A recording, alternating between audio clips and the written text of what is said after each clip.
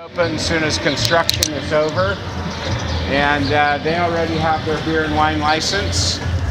And then there's an open space where Saigon Deli was, and then another one on the corner where Sean Dempsey's going to do a design studio. So we've got a few potential change things happening here. There's also a permit being pulled to restore the facade on this building by the scaffolding. There wasn't a permit pulled, work started, and then they had to kind of start all over again. So we're working with the property owners to let them know they have to follow the rules. There are some rules that will help them. Nobody likes rules, but in downtowns we have rules that actually raise the value of the properties and help the businesses be more successful. We also made a lot of rules easier. So when I had a restaurant on the mall, it took 6 months to get approval for outdoor dining and cost $1,800 for a permit to put 45 chairs out in front of my restaurant. Very frustrating. So when we redid the rules, we got rid of that. So now by right, just if this is your restaurant, you have right to the space in front of you. We also got rid of, we added a rule that said by right you could do a rooftop restaurant or bar. So if they wanted to go up on top and put a restaurant and bar up there, and now they could have 2 stories generating revenue, not just one. So if you think about these old buildings, they're narrow and long. So by the time you put in storage, an ADA bathroom, a kitchen, you have room for about 12, 15 tables. There's not a lot of revenue that you can generate off of that. So if you allow someone to put more tables out front, you're allowing them to have more revenue and they don't have to pay rent for the additional space.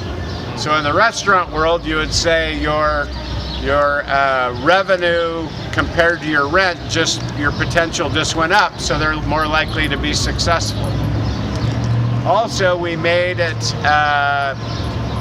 so that in downtown only, if you have a license for alcohol or beer and wine, you don't have a city permit fee anymore.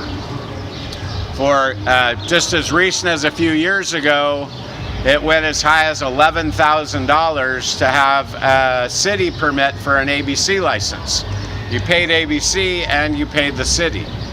So if this China Express wanted to just sell a few beers, it would take them an eternity to pay back that $11,000. So we wiped out that fee.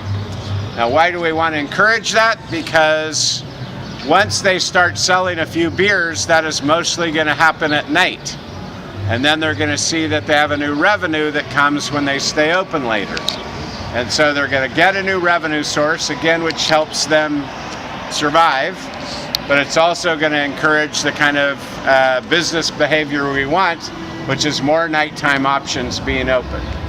So sometimes you can have these little policy changes that end up helping us get toward what we want. It can either hurt you if you have an $11,000 fee, or it can help you with a $0 fee. So trying to guide the ship toward the eventual outcome we want, which is a city with more nightlife and outdoor dining. And that'll only be for beer and wine, it won't be for like No, it's for everything. Oh, there's cocktails. 0 ABC license for the city side of the permit. You still have to buy your liquor license from ABC, but a beer and wine license from the ABC is only $800. A couple of kegs of Tioga Sequoia beer and you've recouped your investment on that. So that helps.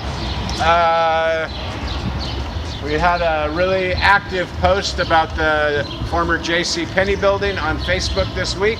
Thank you very much. And even the owner of the property chimed in. It's funny because the community is frustrated that this project hasn't happened yet, but we sometimes forget that we're not as frustrated as the property owner is, who's trying to get this thing going, right? So we know what we want, and we're like, why haven't you done this yet? And it's not because he hasn't been trying. It's still a very challenging economic environment, right? So when he goes to a bank or investors and says, I want to fix up this building, They're going to say, show us what's going on around it. What are the comps? What rents are they generating around it? What nearby residential is happening, so we know that it'll lease up.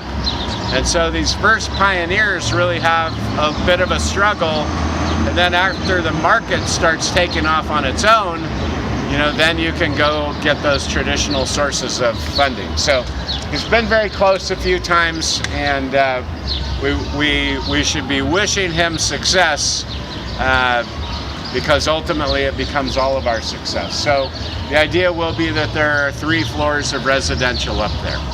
So one thing we know in downtowns is that a downtown resident spends 8 times more money downtown than a downtown office worker. How many of you live downtown? Do we spend most of our money downtown? Yes. No? Not really? That goes around. Yeah. It's hard sometimes. Yeah. It's hard sometimes, It's yeah. hard to find things down here. Before when I was growing up, when I was in my 20s or 30s, it was hard to find something to do down here. I'd come down here, I'd walk my dogs down here late at night, but other than that, that's all it was, and everything was gone. So by 5 o'clock, 6 o'clock, everything was closed down. Yeah. But now it's like everything's starting to come around. And it's like, people will start coming down here more often. Yep. So I would venture out. Yeah, so sometimes I resent when I have to leave to go find something, right? And then I also think about, like, the Vallarta market's pretty close. It might not be right in downtown, but we're getting more stuff closer. How about you guys back there?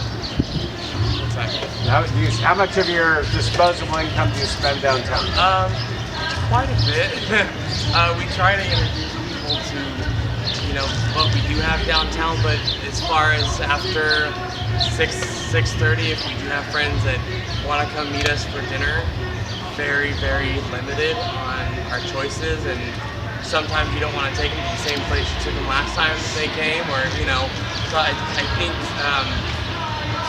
more businesses are opening, so that's been a huge positive, especially with us. We've lived down here for 2.5 years, and just since we moved down here, the choices are getting bigger and bigger. So the waiting period is frustrating, but it is getting better. I mean, and that's a positive. Or whenever there's an event at a local company, Lana, or the old what are they called? The new coffee place? Dale Brothers? Dale Brothers just opened, right in front of my face. They just opened, and we made it a point to go there in the morning and just support anything that has the strength to come downtown. Yeah. So that's ultimately, it is a community decision about how fast this whole thing will go. If 1,000 people rush every new business and then hang in there with them, then there's no reason why this shouldn't happen like in other cities. 90% of the cities that put their street back revitalize in 4 years or less. So my question is, will we be one of the 90% that does it quickly, or one of the 10% that does it slowly? Either way, it's going to work. But if we can do it more quickly by supporting those businesses more, then we all benefit from that. We do have some new businesses opening up. We have 2 new restaurants going into where Payless Shoes is. We have a Mediterranean restaurant going into the space where Peeves was. And we have, Take 3 Burgers is applying for their beer and wine license and outdoor dining. And we also have Los Panchos, which is going to build a new door onto Fulton and do outdoor dining out there and play up the Los Panchos Cantina more than they have in the past. So it is, Los Panchos is the only full liquor license with a full Fulton Mall address. What are the 2 places that are going? Astounding in a major city downtown. What are the 2 places that are going into the Payless, if you don't mind me asking? One is a business that is, I haven't been to, but very successful in Hanford. It is Wings Place. Okay. And the other is a Mediterranean place that was in the Tower District that's moving downtown. Yeah, I wonder what happened to that place. I'm not sure. And I was trying to go get Mediterranean food, and I'm like, Yeah. Give it a little while. All right, let's make some progress. I'm gonna buy it. This is what I heard about.